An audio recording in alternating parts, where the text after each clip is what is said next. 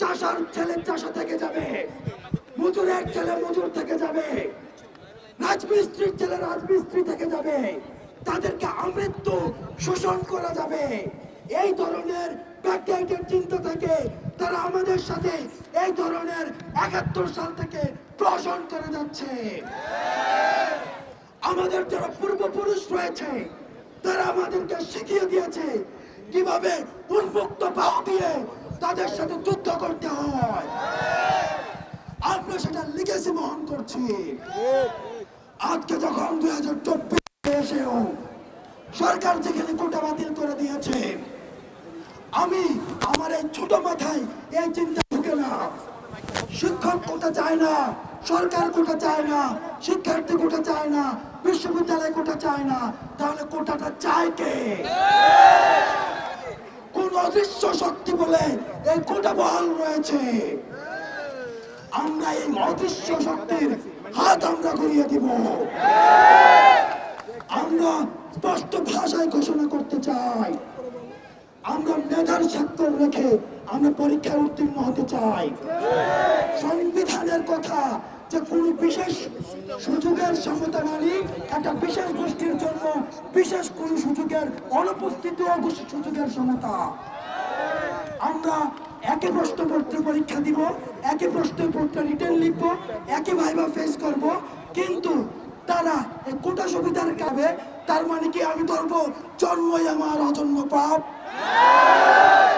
তাই প্রিয় সুধী, আপনাদের যে অভাবনীয় উপস্থিতি, আমাদের দাবি আদায় না হওয়া পর্যন্ত আমরা প্রত্যাশা করব আমাদের ছাত্রদের যে কোনো কর্মসূচিতে আপনাদের এই স্বতঃস্ফূর্ত অংশগ্রহণ থাকবে।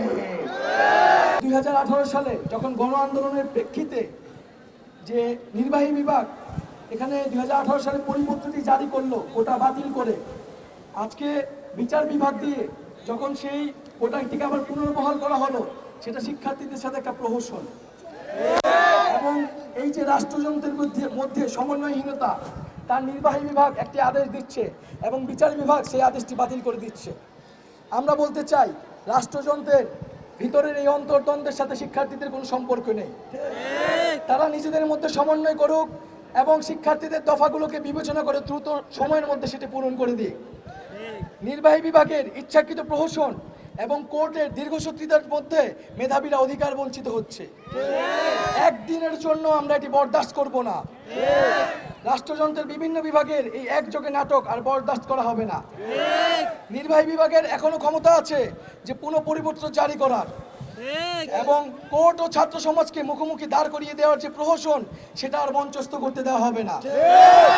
আমরা আমাদের আন্দোলন চালিয়ে যাব, আদালত তাদের কার্যক্রম তার মতো চালিয়ে যাবে।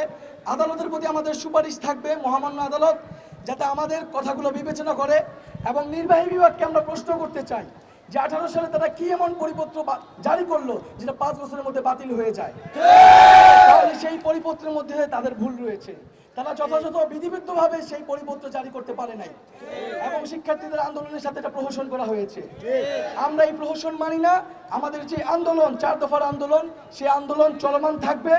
এবং এখন পর্যন্ত নির্বাহী বিভাগ বা সরকারের উচ্চপদস্থ থেকে আমাদের সাথে কোনো ধরনের যোগাযোগ করা হয় নাই, আমাদেরকে কোনো ধরনের আশ্বস্তও করা হয় নাই। আগামী শুক্রবার অনলাইন ও অফলাইনে আমাদের জনসংযোগ হবে 4 দফার ভিত্তিতে এবং সারা দেশে সমন্বয় করা হবে।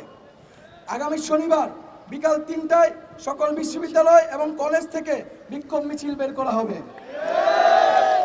আগামী রবিবার সকল কলেজ ও বিশ্ববিদ্যালয়ে ক্লাস পরীক্ষা পাওয়ার জন্য ছাত্র ধর্মঘট পালিত হবে। এবং আগামী শনিবার বিক্ষোভ মিছিলের পরবর্তী সময়ে আমরা রবিবারের আমাদের মাঠের কর্মসূচি ঘোষণা করব।